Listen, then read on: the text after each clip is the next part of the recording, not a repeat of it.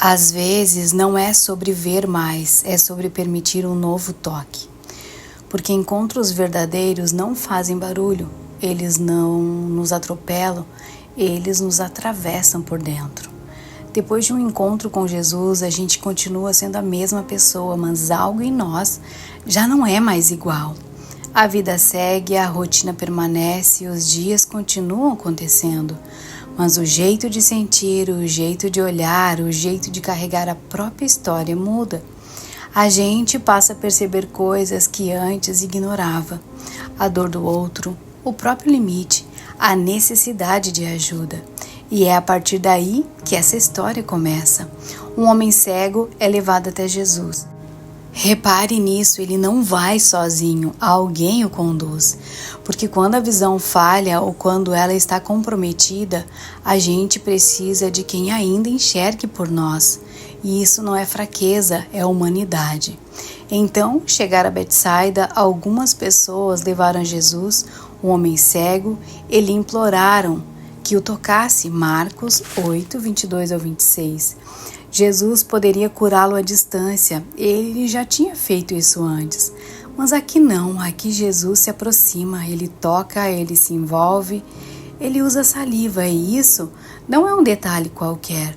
Naquela cultura, a saliva era vista como algo com propriedades curativas. Jesus fala a linguagem daquele povo, ele entra na realidade deles, ele cura de um jeito que o coração consegue entender. Porque Jesus não cura só o corpo, ele cura de forma que a alma se sinta segura.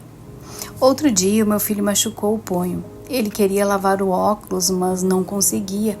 Os óculos estavam ali, a visão existia, mas ele precisava de ajuda. E isso é muito humano, e é exatamente isso que Jesus faz aqui. Depois disso, Jesus faz algo ainda mais forte. Ele toma o homem pela mão e tira do povoado. Como quem diz: antes de te devolver a visão, eu preciso te afastar dos olhares que te definiram.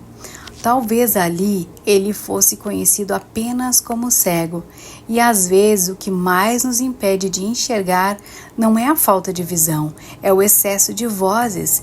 Deus às vezes nos afasta não para nos isolar, mas para nos proteger. Então Jesus pergunta: você está vendo alguma coisa? E o homem responde com uma honestidade que emociona: vejo pessoas como árvores que andam. Ele não mente. Ele enxerga até onde consegue.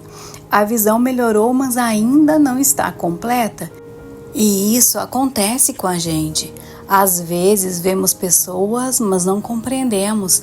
Escutamos, mas não acolhemos. Falamos, mas ferimos, porque ainda estamos enxergando embaçado.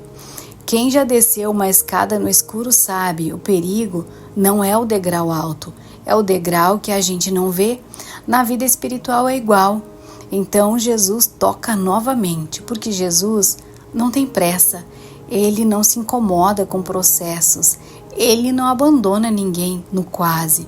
Ele ajusta a lente com paciência, com cuidado. E muitas vezes ele faz isso usando pessoas, gente que nos ajuda a enxergar melhor, gente que limpa as nossas lentes quando não conseguimos sozinhos. Depois do segundo toque, o texto diz que o homem passa a ver tudo claramente. Mas a história não termina aí. Jesus diz algo profundo: volte para casa, volte para a mesma vida, para os mesmos caminhos, para as mesmas pessoas, mas volte diferente, porque agora esses olhos não são apenas de alguém que voltou a enxergar, são os olhos de alguém que foi tocado, conduzido e cuidado. E quando Jesus nos ensina a enxergar, não é só o mundo que muda, é a forma como olhamos as pessoas, é a forma como lidamos com os erros, é a forma como voltamos para a nossa própria história. Às vezes, quando a visão falha, um novo toque muda tudo.